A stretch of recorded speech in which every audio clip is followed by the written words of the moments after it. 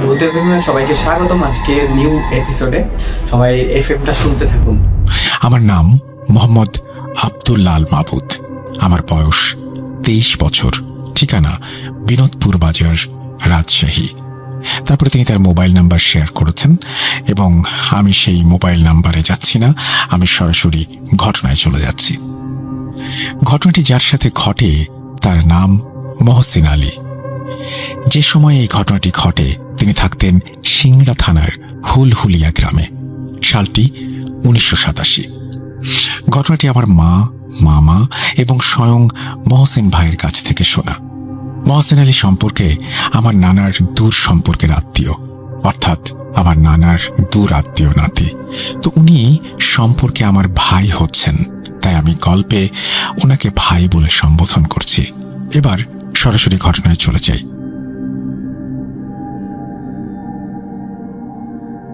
চলনবিল এলাকার লোক হওয়ায় মহসিন ভাইয়ের ছিল প্রচুর মাছ ধরার নেশা।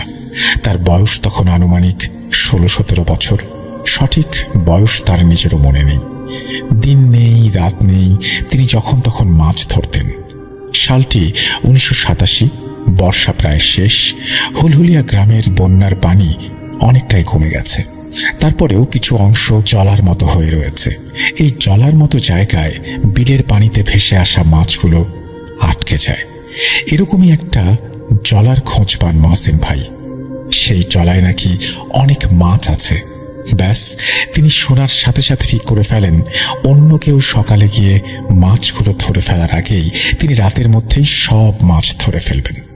তিনি ঠিক মধ্যরাত বেছে নেন মাছ ধরার সময় হিসেবে। আনুমানিক রাত 2টা থেকে 3টার দিকে একটি হ্যারিকেন এবং খোলই, এটা আঞ্চলিক ভাষা, বলতে পারেন মাছ রাখার ঝুড়ি বা বাস্কেট, সেটি হাতে নিয়ে মাছ ধরার উদ্দেশ্যে হাঁটা দেন। চারিদিক শুনশান, কাদাময় রাস্তা, আকাশে পূর্ণ পূর্ণিমার চাঁদ, চারিদিকে ঝিঝি পোকার ডাক। সেই শুনশান কাদাময় রাস্তার নীরবতা ভেঙে ছপ ছপ আওয়াজ তুলে মুখে গুনগুন করে গান গাইতে গাইতে এগিয়ে চলেছেন মহসিন ভাই। দিনের বেলায় চুপ করে গিয়ে জায়গাটার একটি অংশে 2 ধারে কাঁদা দিয়ে লেপে বান্ধাল বা কাদার তৈরি বাঁধ বানিয়ে রেখে আসেন। এখন গিয়ে শুধু পানি ছেঁকে মাছ ধরা, এসব কিছুই তার মাথায় ভর করেছিল। এমন সময় হঠাৎ তিনি চমকে ওঠেন। তার কিছু দূর সামনে দিয়েই আরেকজনকে যেন হেঁটে যাচ্ছে। মহসিন ভাই ভাবতে লাগলেন, তার সামনে যে লোকটি হাঁটছে সে হয়তো দিনের বেলা তাকে বান্ধাল দিতে দেখে ফেলেছে, আর সে এখন মাছ চুরি করতে বের হয়েছে। তিনি ভাবেন লোকটির পিছু নেবেন। পিছু করতে করতে কিছু দূর আসার পর মহসিন ভাই পায়ে কাঁদা লেগে পিছলে পড়ে যান। তিনি কোনো মতে নিজেকে সামলে নিয়ে সামনে তাকাতেই দেখেন এতক্ষণ যে ব্যক্তিটির পিছু নিচ্ছিলেন সেই ব্যক্তিটি উধাও। সে যেন এক মুহূর্তের মধ্যে হাওয়ায় মিলিয়ে গেল। রাস্তার বাম পাশ ধরে বয়ে চলেছে বিখ্যাত চলন বিল, আর ডান পাশে অর্ধডোবা ধানি জমি। তার হুঁশ ফিরে আসে। এ তো সে ভুল রাস্তায় এসে পড়েছে। তার গন্তব্য সে অনেক পেছনে ফেলে রেখে এসেছে। তিনি উল্টো ঘুরে হাঁটা দেন। 5 মিনিটের মতো সময় লাগে তার ওই জলা জায়গাটায় পৌঁছাতে। তার মাথায় তখন মাছ ধরার চিন্তা। লোকটার কথা তিনি ভুলেই গেছেন। জলাটায় হাঁটুর একটু নিচ পর্যন্ত পানি। মহসিন ভাই পানি ছেঁকা শুরু করলেন। ছেঁকতে ছেঁকতে একসময় পানি কমে আসে। তিনি হাত দিয়ে মাছ ধরে খোলয়ে রাখছিলেন। হঠাৎ করেই জায়গাটায় আবার নতুন করে পানি ঢুকে হাঁটু পর্যন্ত উঠে যায়।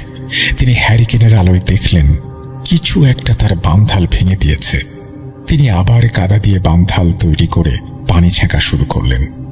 কিছুক্ষণ পর আবারও বান্ধাল ভেঙে পানি ঢুকে পড়ল। আবার তিনি বাঁধ ঠিক করলেন। কিছু একটা বারবার তার এই বান্ধাল ভেঙে দিচ্ছে। এইভাবে কিছুক্ষণ চলার পর তিনি ভাবলেন, না, এইভাবে মাছ ধরা যাবে না, কালো অন্য ব্যবস্থা নিতে হবে। এই ভেবে তিনি সেখান থেকে রাস্তায় উঠে আসেন এবং সামান্য কিছু মাছ ধরেছেন যা তা খোলয়ে ভরে নিয়ে বাড়ির উদ্দেশ্যে হাঁটতে থাকেন। কিছু দূর আসার পর তার হাতে থাকা হ্যারিকেনটি হঠাৎ নিভে যায়। হ্যারিকেনের তেল ফুরিয়ে গেছে, কিন্তু এত তাড়াতাড়ি তো তেল ফুরোবার কথা না। যাই হোক, চাঁদনি রাত, চারিদিকে চাঁদের আলো ঠিকরে পড়েছে। এই আলোয় দিব্যি পথ চলা যায়। তার চোখ আবার রাস্তার দিকে যেতেই হঠাৎ আবার সেই লোকটিকে তিনি সামনে দেখতে পেলেন। লোকটি আপন মনেই হেঁটে চলেছে। লোকটির পরনে সাদা চকচকে ঢিলে ঢালা পাঞ্জাবির মতো আলখেল্লা, মাথাটা সেই সাদা কাপড়ের টুকরো দিয়েই ঢাকা। এর আগের বার মহসিন ভাই পরনের কাপড় অতটা খেয়াল করেননি, কিন্তু এবার তিনি খেয়াল করেছেন। তার মনে কৌতূহলের সৃষ্টি হয় যে তাদের গ্রামে এমন বেশভূষার একটি লোকও তো নেই, আর এত রাতে কেই বা এমন পোশাক পরে বের হয়েছে। এবার তিনি অবাক হয়ে যান। লোকটির পরনের কাপড়ে এক ফোঁটাও কাদার দাগ নেই, কিন্তু রাস্তাটা এতটা কর্দমাক্ত যে হাঁটলে কাদার দাগ কাপড়ে লাগবেই, সেটাই স্বাভাবিক। আরও একটি বিষয় লক্ষ্য করলেন, চাঁদের আলোয় লোকটির ছায়া মাটিতে পড়ছে না। তার মনের ভেতর একরাশ অস্বস্তি আর ভয় এসে ভর করল। মহসিন ভাই ভাবতে থাকেন, একে না ঘাটানোই ভালো। আপন মনে হেঁটে যাচ্ছে, যাক, তিনিও ততক্ষণে বাড়ির অনেকটাই কাছে চলে এসেছেন। এবার যা হতে চলেছে তা ছিল তার জন্য বিভীষিকাময়। তিনি এগুলো চিন্তা করছিলেন, হঠাৎ তার পেছন থেকে কেউ একজন নারী আর পুরুষ মিশ্রিত কণ্ঠে বলে ওঠে, পেছনে তাকাবি না, একদম পেছনে তাকাবি না, আমি খেয়েই চলে যাব। মহসিন ভাই ঘাবড়ে গিয়ে সেটাই করে বসেন। তিনি পেছনে তাকান। পেছনে তাকিয়ে তিনি যা দেখতে পান তা কেউ কখনো দেখতে চাইবে না। তিনি দেখেন এটা সেই লোক যে তার সামনে দিয়ে এতক্ষণ হাঁটছিল। তিনি পেছনে তাকিয়ে দেখেন সেই লোকটি উধাও হয়ে গেছে, তার পেছনে কেউ নেই। এখন সেই লোকটি তার সামনে দাঁড়ানো। মহসিন ভাই লোকটির চেহারার বর্ণনা দিতে গিয়েও আমি লক্ষ্য করেছি তার শরীরে তখন কাঁটা দিয়ে উঠেছিল। লোকটির চেহারার বিবরণ ছিল এরকম, তার চোখ দুটোকে যেন গেলে দিয়েছে, মুখের মাংস পচে গিয়ে তাতে পোকা লেগেছে। সেই জিনিসটি তার খলই থেকে মাছ বের করে খাচ্ছে। এই যেন এক নারকীয় দৃশ্য। তার শরীর থেকে পচা মাংস আর নর্দমার অসহনীয় গন্ধ বের হচ্ছে। মহসিন ভাই নিজেকে সামলাতে না পেরে বমি করে ফেলেন। তিনি কোনো মতে উঠে দাঁড়িয়ে খলই আর হেরিকেন ফেলে দিয়ে বাড়ির দিকে দৌড় দেন। তার কানে আবারও নারী পুরুষ মিশ্রিত কণ্ঠ ভেসে আসে, তোকে মানা করেছিলাম। এবার একই বাক্য সে বারবার বলে যাচ্ছে, তুই মরবি, তুই মরবি, তুই মরবি। কিছুক্ষণ পরে ক্রমশ এই শব্দটা মিলিয়ে গেল। তিনি দৌড়াতে দৌড়াতে তার বাড়ির হেসেল ঘর বা রান্নাঘরের কাছে এসে পৌঁছান। তিনি চারিদিকে চোখ বুলালেন, না, কোথাও সেই লোকটিকে আর দেখা যাচ্ছে না। তাদের হেসেল ঘরের পাশে ছিল টিউবওয়েল। তিনি সেখানে গিয়ে হাত পা পরিষ্কার করতে শুরু করলেন আর জোরে জোরে তার আম্মা আব্বাকে ডাকতে শুরু করলেন। তারা বেরিয়ে আসলে হয়তো ভয় কমবে, কিন্তু কারো কোনো সারা শব্দ নেই। সে হঠাৎ তার পেছনে কিছু একটার উপস্থিতি টের পেল। হঠাৎ করে আবারও সেই কণ্ঠস্বর, তুই মরবি। মহসিন ভাই এবার পেছনে না তাকিয়ে এক দৌড়ে হেসেল ঘরে গিয়ে একটি মাটির ঢোকসা, এটা আঞ্চলিক শব্দ, মাটির গোল পাত্র, সেটি নিয়ে টিউবওয়েলের দিকে ছুঁড়ে মারেন। এর পরের অংশটুকু তিনি তার আব্বা আম্মার কাছে শোনেন। তাদের বর্ণনা অনুযায়ী তার আব্বা আম্মা ফজরের ওয়াক্তে নামাজ পড়তে উঠে অজু করতে গিয়ে টিউবওয়েলের কাছে আসতেই দেখেন তার ছেলে অর্থাৎ মহসিন ভাই হেসেল ঘরের ভেতরে অজ্ঞান হয়ে পড়ে আছেন। পরের দিন সকালে তার জ্ঞান ফিরে আসে পাগল অবস্থায়। ঘটনার 6 মাস পেরিয়ে গেলেও মহসিন ভাইয়ের পাগলামির সমস্যাটা যেন দিন দিন বেড়েই চলছিল। অনেক ডাক্তার, কবিরাজ সবাইকে দেখানো হয়েছে, কোনোভাবেই কিছু কাজ করছিল না। তারপর তাকে নিয়ে যাওয়া হয় এক তান্ত্রিক কবিরাজের কাছে। সঙ্গত কারণে আমি তার নাম ঠিকানা কিছুই উল্লেখ করতে পারছি না, কিন্তু নাম বললে সিংড়া থানার বয়স্করা অনেকেই চিনবেন। তো সেই কবিরাজ মহসিন ভাইকে প্রথমে দেখেই বলেন, তোদের ছেলে অনেক বড় ভুল করেছে, ওর পেছনে ঘুরে তাকানোটা ঠিক হয়নি। মহসিন ভাইয়ের আব্বা আম্মা এসবের কিছুই বুঝতে পারেন না। কবিরাজ বলেন, 11 দিন পরে আবারও পূর্ণিমার রাত, সেই রাতে তোর ছেলেকে নিয়ে আমার আসনে বসবো। ততদিনে এই তাবিজ ওকে বেঁধে রাখতে বলবি, আর ও যেন এই তাবিজ এই কয়েকটা দিন এক মুহূর্তের জন্য না খোলে। আর আমি গিয়ে তোদের বাড়ি বন্ধ করে দিয়ে আসব। 11 দিন পর আসছে পূর্ণিমার রাত। এরই মাঝে বেশ কিছু ঘটনা ঘটে গিয়েছে। অন্য কোনো দিন সেগুলো আলাদাভাবে পাঠাবো ইনশাল্লাহ। সন্ধ্যা পেরিয়ে রাত হয়েছে। কবিরাজ একটি অন্ধকার ঘরে বসে চক্র এঁকে মাঝখানে একটি মোম জ্বালিয়ে চক্রের ভেতরে বসেন। অর্থাৎ তিনি চক্রের ভেতরে বসেন আর মহসিন ভাইকে বাইরে বসান।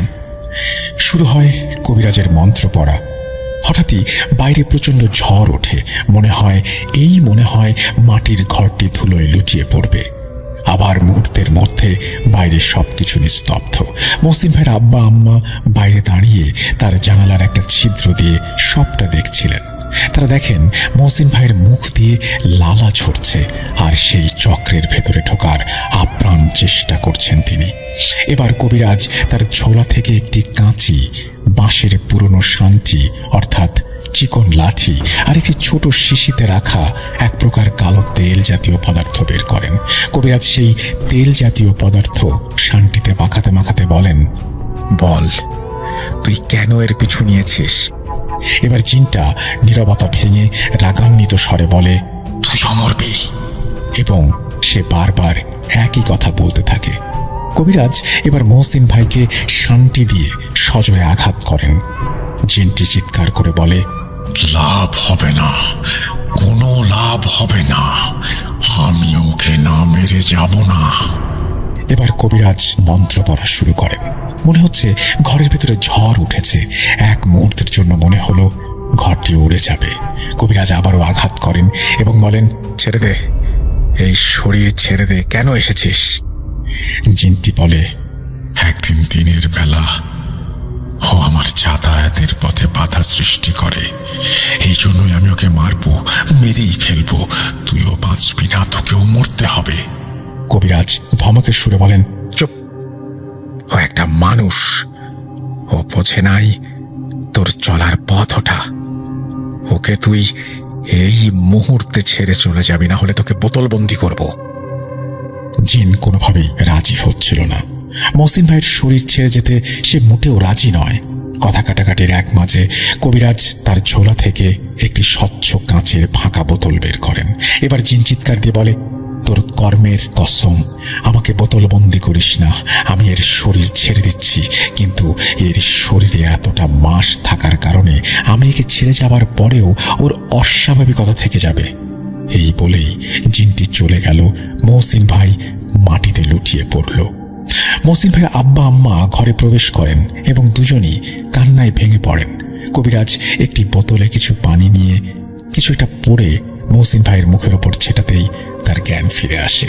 কবিরাজ বলেন, তোদের ছেলেকে জিন অবশ্যই ছেড়ে গেছে, কিন্তু এতদিন ওর শরীরে থাকায় কিছু ক্ষতি সে করে ফেলেছে। কবিরাজ তার মা বাবাকে তলোয়ারের তেল অর্থাৎ কবিরাজি মন্ত্রপুত তেল ব্যবহারের পরামর্শ দেন। বলেন, এই তেল যেন প্রতি পূর্ণিমা এবং অমাবস্যার রাতে তার ছেলের শরীরে মালিশ করা হয়। এরপর মহসিন নানা চাকরির খোঁজে রাজশাহীতে চলে আসলে তার চিকিৎসা সেখানেই বন্ধ হয়ে যায়। তার কথাবার্তা এবং হাঁটাচলায় এখনও অস্বাভাবিকতা লক্ষ্য করা যায়। তিনি রাজশাহীতে পানি উন্নয়ন বোর্ডে চাকরিরত অবস্থায় আছেন।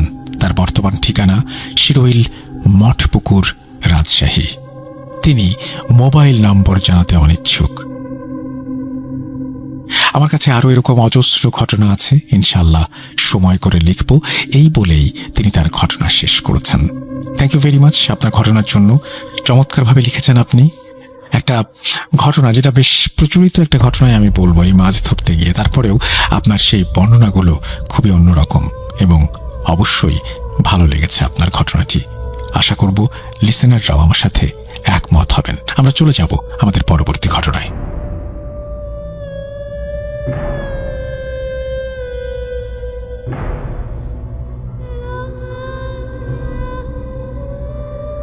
Spirit, be here with me.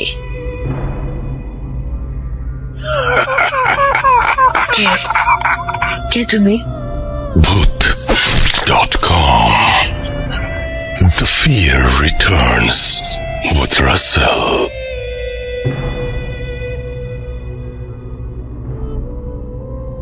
আমি যদি এখন আপনাদের প্রশ্ন করি, আপনারা কে কে ভূত বা জিন দেখতে চান?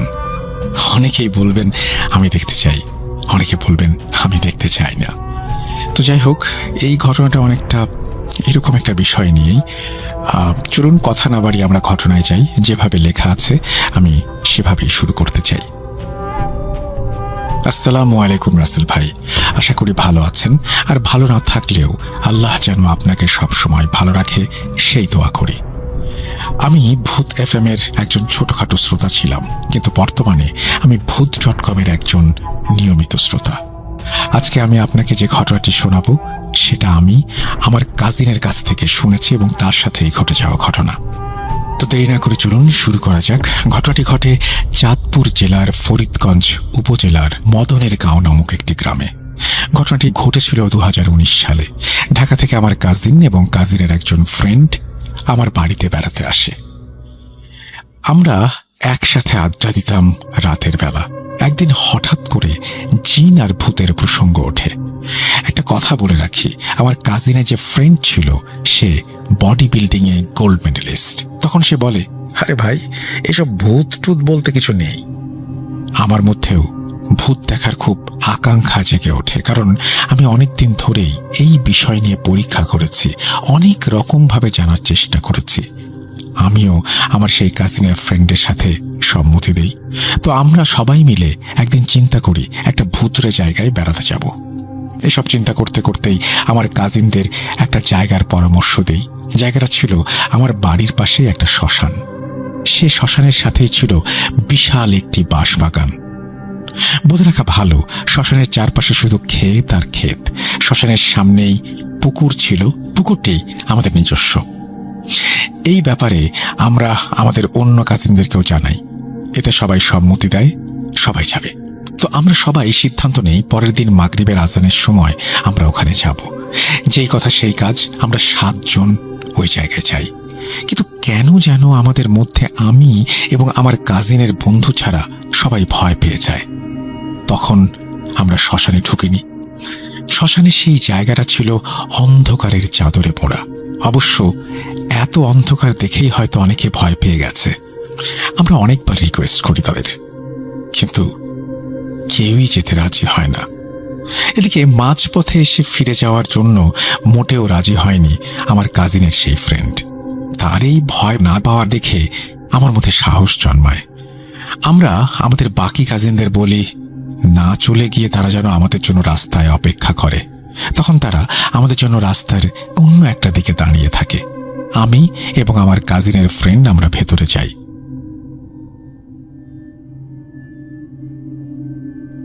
শ্মশানে যাওয়ার রাস্তা দিয়ে আমরা যখন নামি তখন মনে হয় যে অন্ধকার আরো বেড়ে যাচ্ছে।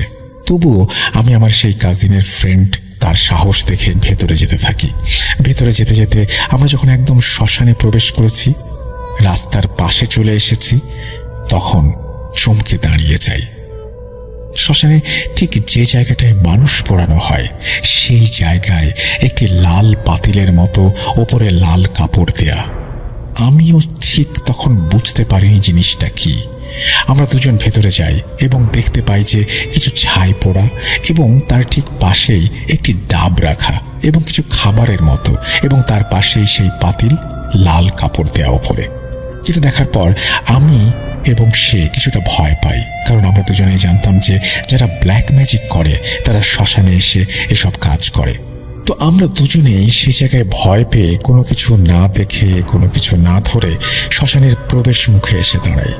আমরা অনেকক্ষণ ধরে সেখানে দাঁড়িয়ে চারপাশটা খেয়াল করি এবং পুনরায় শ্মশানে ঢোকার জন্য সিদ্ধান্ত নেই দুজনেই।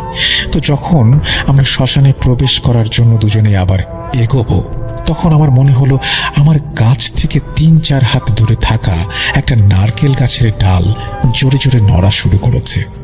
তখনও আমার মধ্যে ওই ভয় ভীতি ঢোকেনি। তো আমার সেই কাজিনের ফ্রেন্ড আমাকে এভাবে দাঁড়িয়ে থাকতে দেখে আমার কাছে আসে এবং এর মধ্যে সে নাকি আমাকে 2-3 বার ডাকও দিয়েছে। আমি শুনতে পাইনি বলে সে আমাকে এসে হাত ধরে জিজ্ঞাসা করে দাঁড়িয়ে থাকার কারণ।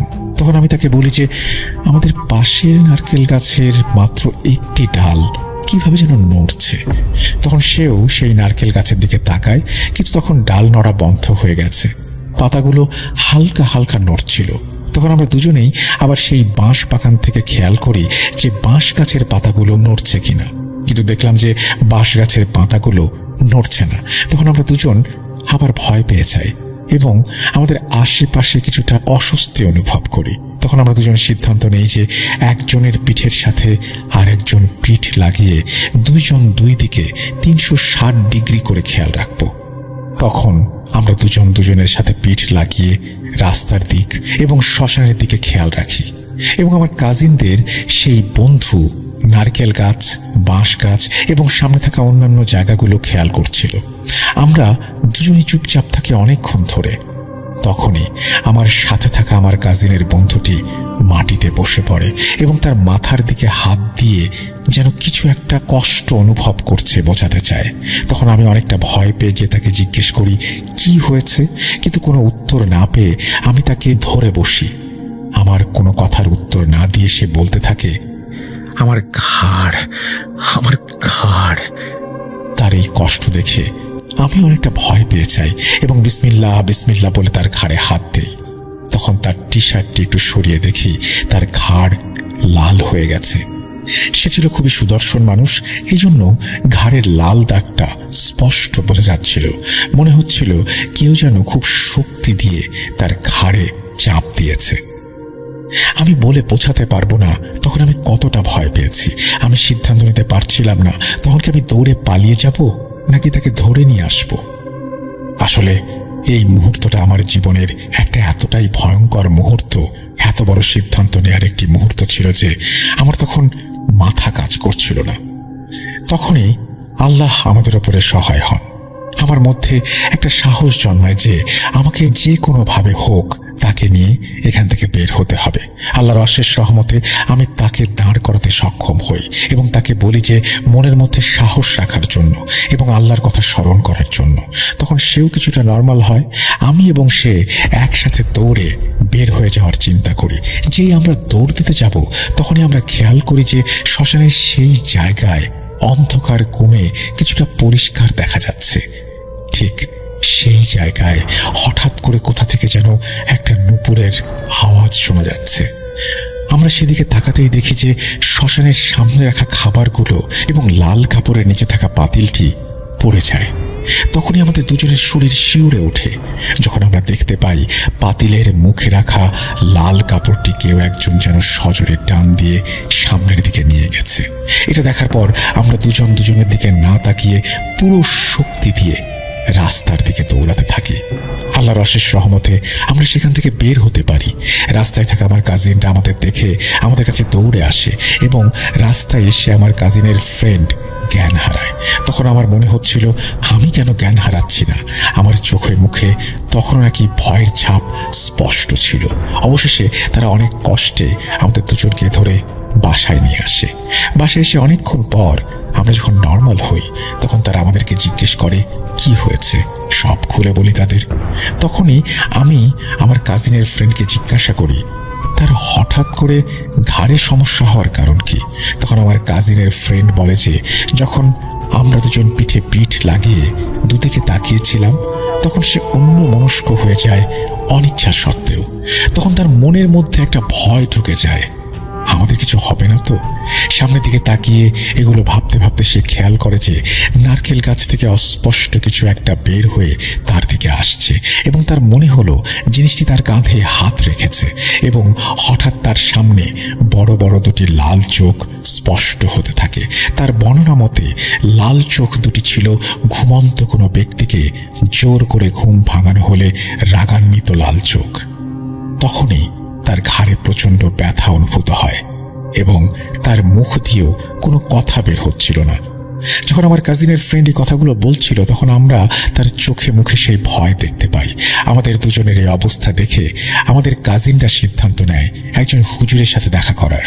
আমরা যখন হুজুরের কাছে যাই তখন দেখতে পাই এশার নামাজ শেষ করে হুজুর বসে আছেন।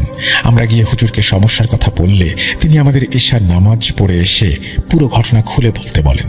নামাজ শেষ করে এসে আমরা যখন হুজুরকে সব বলি তখন হুজুর আমাদের উপর রেগে যান এবং বলেন আমি জানা সত্ত্বেও কেন ওখানে ওদের নিয়ে গেলাম। আমি হুজুরের কাছে আমাদের সাহায্যের আবেদন জানাই। তখন হুজুর আমাদের বলেন, শুধু শুধু নিজের ওপরে এই বিপদ কেন আনতে গেলে? হুজুর আমাদের চিরকালের জন্য ওই দিকে যেতে নিষেধ করেন। তারপর দোয়া পড়ে ফুঁ দেন। তিনি আমাদের বলেন, ওদের ঘুমের সমস্যা করিস না। তোদেরকে যখন চলে আসতে বলা হয়েছে তখন তোরা কেন ওই জায়গায় ছিলি? তখন আমরা বলি, কেউ তো আমাদের চলে আসতে বলেনি। তখন হুজুর কাজিনের দিকে তাকিয়ে বলেন, কিরে, ভেবে দেখ তো, কেউ কিছু বলেনি? তখন আমার কাজিনটা চুপ করে থাকে। হঠাৎ একজন বলে, আমরা যখন রাস্তায় দাঁড়ানো তখন ছোট একটা ছেলে এসে বলে ওদেরকে নিয়ে আসেন, এত সাহস ভালো না। ছেলেটি আরো ধমকের সুরে বলে, যান নিয়ে আসেন ওদের। তারপর ছেলেটি কোথায় চলে গেল আমরা খেয়াল করিনি। আমি চুপ করে বসে থাকি এবং সবার দিকে তাকিয়ে থাকি, ভাবতে থাকি এখানে যাওয়ার ঘটনা তো আমরা ছাড়া কেউ জানতো না। তখন আমরা হুজুরের দিকে একটু অন্যরকম ভাবে তাকাই।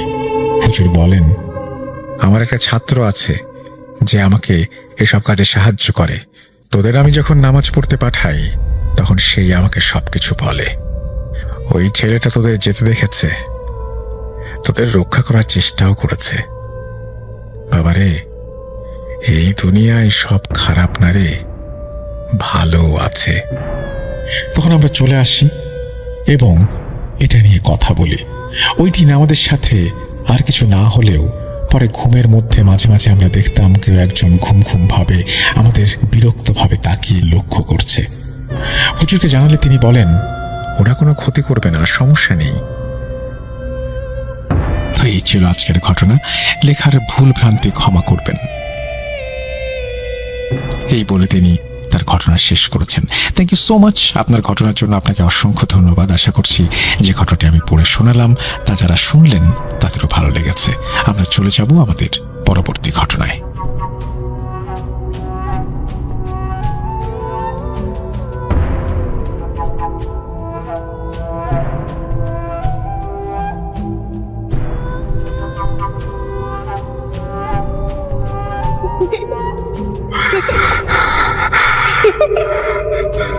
লুকোচুরি খেলবে?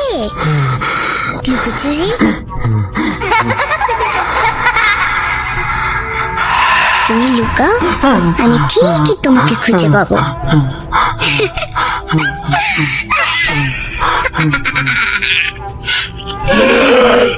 Bhoot.com with Russell. Welcome back. আপনাদের সবাইকে স্বাগত জানাচ্ছি, আমি রাসেল। আশা করছি আপনারা সবাই ভালো আছেন, ভালোর দলে আছেন। আমিও ভালো আছি, ভালোর দলে আছি। আরও একটা ঘটনায় যাচ্ছি। লিখছেন, আসসালামু আলাইকুম রাসেল ভাই, আশা করি ভালো আছেন। জানি আপনি ভালোর দলে আছেন। নাম গোপন করার অনুরোধ জানিয়েছেন, তবে ঘটনাটির পুরো অংশটা আমি পড়ব না, পড়বেন শেগুফতা ফারহাত। চলুন চলে যাই ঘটনায়।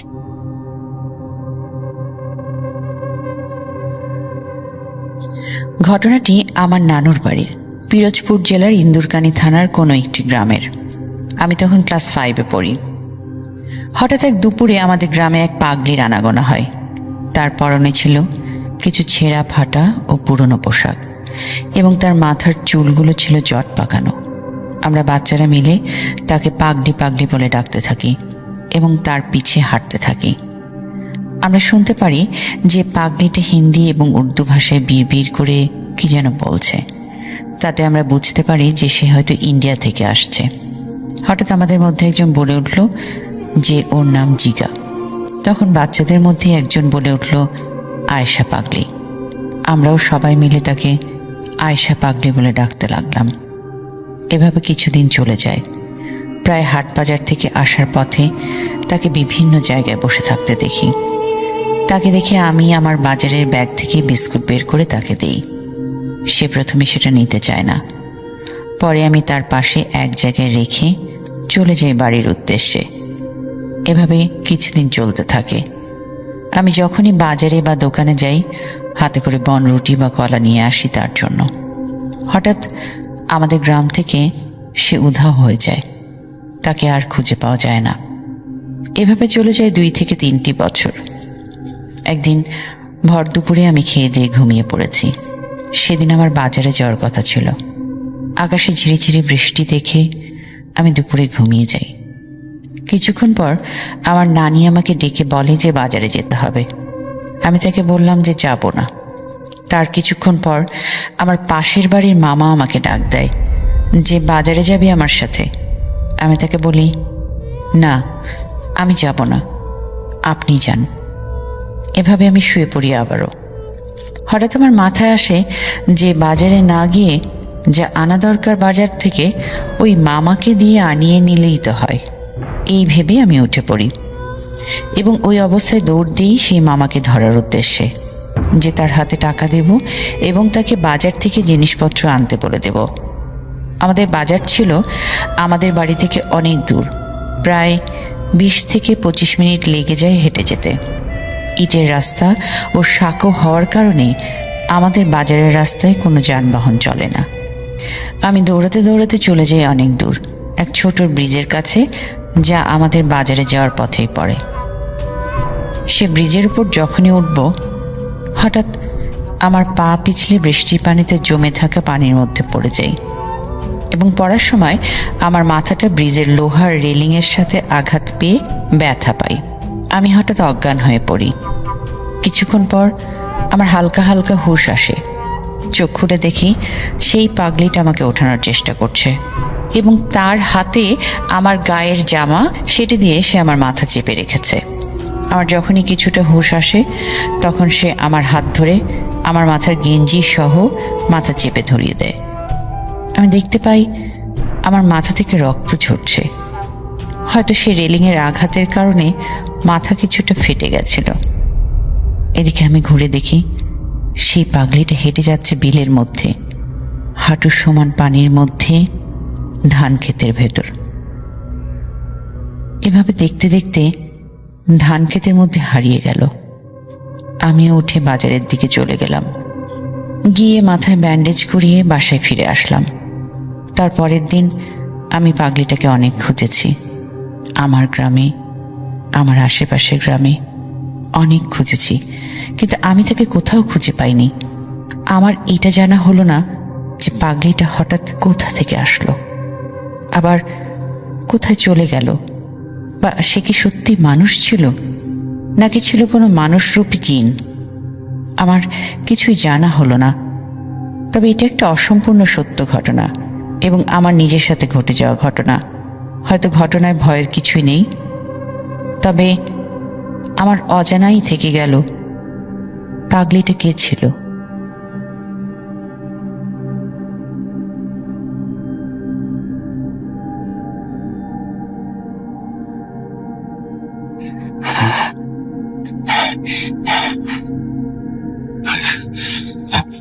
কে? আমি অশরীরী। দেখতে পাবে না গো বউ, এত কাল ধরে শুনছ, শুনতে কি পাও না তবু? Voot.com. The fear returns with Russell.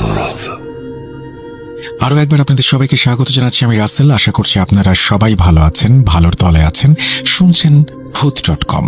পড়ে শোনাচ্ছি আরও একটি ঘটনা। আসসালামু আলাইকুম রাসেল ভাই, আশা করি ভালো আছেন। আমি মোহাম্মদ আনিসুজ্জামান আয়াত বলছি শেরপুর জেলা নালিতাবাড়ি উপজেলার নিজপাড়া গ্রাম থেকে। আমি পড়াশোনার জন্য এখন ঢাকায় থাকি। ইচ্ছে করলেই আমি আপনাদের স্টুডিওতে যেতে পারি, কিন্তু আমি চাই ঘটনাটি আপনি পড়ে শোনান। ঘটনাটি আমি 2 অংশে লিখেছি। 2 অংশ দুজনের সাথে ঘটেছে। প্রথম ঘটনাটি ঘটে আমার মায়ের সাথে। ওনার কাছ থেকে আমি যেভাবে শুনেছি সেভাবেই বলছি। বলছেন মা,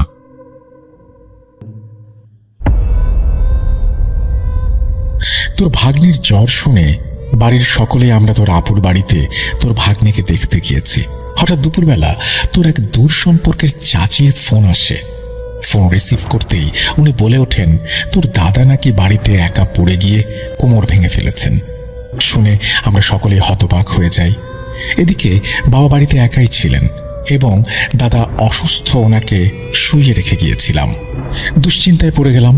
উনি তো একা বিছানা থেকে নড়তেও পারেন না, তাহলে পড়ে গিয়ে কোমর ভাঙলেন কিভাবে? ভেবেছিলাম বিছানা থেকে উঠতে গিয়ে হয়তো কোমর ভেঙেছেন। তড়িঘড়ি করে রেডি হচ্ছিলাম বাসায় ফেরার জন্য। তোর বাবাকে ফোনে পাচ্ছিলাম না। ভেবেছি তোর বাবা ওনাকে হাসপাতালে নিয়ে গেছে, ব্যস্ত, তাই কল ধরতে পারছে না। তোর চাচাকে ফোন দিলাম, উনিও কিছু জানেন না। উনি বাজারে ছিলেন এবং দ্রুত ওনার গাড়ি নিয়ে রওনা হন আমাদের বাড়ির উদ্দেশ্যে। বাসায় ফিরে দেখি তোর দাদা দিব্যি সুস্থ। তোর চাচির প্রতি ভীষণ রাগ হলো। মনে মনে ভাবলাম, কেউ এভাবে মজা করে? তারপর জানতে পারি তোর দাদার ছোট ভাই, ওনার কোমর ভেঙে গেছে। তো রাতে ওনাকে দেখতে আমরা তোর দাদিকে নিয়ে ওনাদের বাসায় যাই। গিয়ে দেখি শোকাবহ পরিবেশ।